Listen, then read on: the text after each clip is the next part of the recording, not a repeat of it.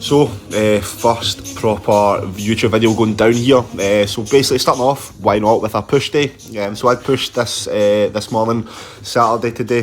So obviously with lockdown, that kind of thing going, I'm lucky to be in a position that I've still got weights and that kind of thing available and loading that is enough for me to still progress. So yeah, I'm happy with that. So basically what the plan is right now, with training, is I'm just trying to replicate the split I was doing in the gym, just trying to match volume, etc. Pretty much doing the similar movement patterns, give or take. Some are different, but pretty much try to keep it the same, because the volume we have on specific body parts are tailored to me, just to bring up the body parts that I want to. So right now it's upper chest, shoulders, arms, back's a bit at the back step just now, because back's a strong point. So it's really just that front shots we're trying to bring up. So starting off there with dumbbell shoulder press, as you've seen. We only have 30 kilogram dumbbells, so we just had to slow tempo down a wee bit for them. And then we went on to a reverse banded press, you can see here. So I'm sure plenty of you are wondering is why we're using the bands. Does it make it easier? Does it make it harder? What does it do? So basically, to summarise why we're using the bands is simply because, first of all, with all the pressing we have, like free weight pressing, barbells, dumbbells, etc. I mean, if you're doing that for months on end, you can imagine the effects it's going to have on your ligaments, tendons, the shoulder girdle, the shoulder joint, rotator cuff, etc. If you're just constantly putting that under a barbell and dumbbells, because stability demands are a lot higher. Whereas obviously if you've got machine stuff, a lot of that gets taken away. So that's one of the reasons for the bands. Second of all, is it just makes the movement better.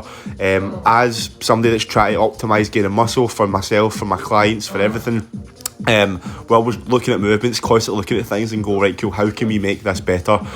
So by putting the band this way, all it does is it takes away a slight bit of loading from the bottom part of the rep, which is beneficial, because that bottom part of the rep of a bench press, for instance, that is where your muscle is extremely weak. So if you've ever done a press and try to push up from the bottom part, that's where you tend to fail. The band helps you out that, and it allows you to just put more load on the bar on the upward part, so you are allowing you're allowing to basically overload the muscle more than you would, and it's just a better profile of movement as well. I can go into that a wee bit more detail in an Instagram post or another video, which I plan on doing, but I don't want to go into too much detail just now, but I will have a video up on that soon.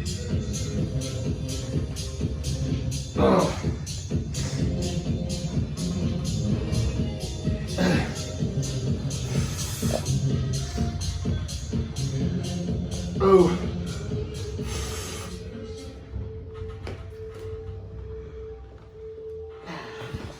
So up next here, as you can see, is a flat press. Again, reverse banding it, because we're just trying to have longevity within our training, not fuck our shoulders up like some fucking idiots do. So right, here's a cluster set. So basically what a cluster set is 5 sets of 5 repetitions. And what we're doing is we're taking 10 seconds rest in between each of those sets. And all that is basically doing is you're driving a fuck ton of blood to that given muscle. You're causing a lot of muscle damage. You're just essentially getting a lot more volume on that muscle without having to take the time to do, 3-4 sets to get the same response as you would from doing this cluster set here. So yeah, that's how we done it. I think I done the first 2 sets of 5 of 80, and then I failed on the 5th one on my 3rd set, so then I dropped it to 70 for the last 2 sets of 5. As you can see, it is pretty brutal. So essentially what the goal is to get 80 kilograms for all 5 sets of 5, which would then be 25 reps with 80 kilograms with those short intervals. It just allows you to prolong that set, and as I said, you're causing a fuck ton of muscle damage, which obviously we've got some key components to hypertrophy, aka growing muscle. One being muscle damage, one being mechanical tension, how much load can you put to that muscle, and the last one being metabolic work, just putting some blood into the muscle.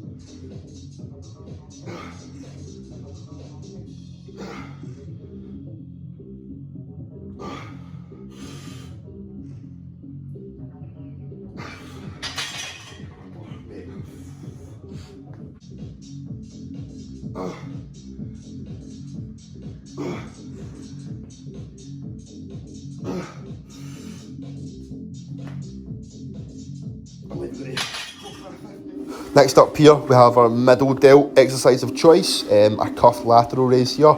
With the cuffs, all it's pretty much doing is eliminating the wrist joint out of the movement, so the load is moving closer to the axis, which is my shoulder.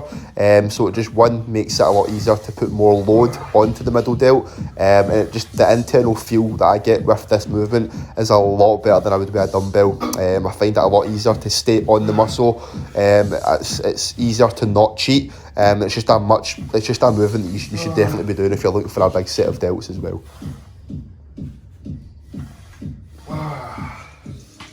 So finishing up here with some dumbbell flies. Usually in the gym I don't dumbbell fly too much. I do definitely have it in. It's just a movement I enjoy and I do get a good stretch. But I tend to be on like cables in the sort of pec machine, simply because the ability to stay on the muscle is a lot better, and I can contract that last part of the rep here, but you see, just a bit better than I can with dumbbells. But yeah, nonetheless, still a good movement. Again, I don't like to take these too far down, so when I come down here, I don't come right down, simply because it puts my shoulder in a compromised position. Obviously at the start we're talking about shoulder health, we don't want to keep on doing that. If we do that long term, if I'm dumbbell flying, two times a week, and I'm doing multiple sets, it's going to take a hit on those shoulders. So again, we're just trying to stay safe. We're in it for a long run, and I'm not trying to fucking get injured here. So yeah, finishing off with some arms, some tricep stuff. So single arm stuff here. I do have a slight imbalance in my arms, and then just with imbalances in general with your muscles, it's nice to have some single arm stuff, just to fix that problem there.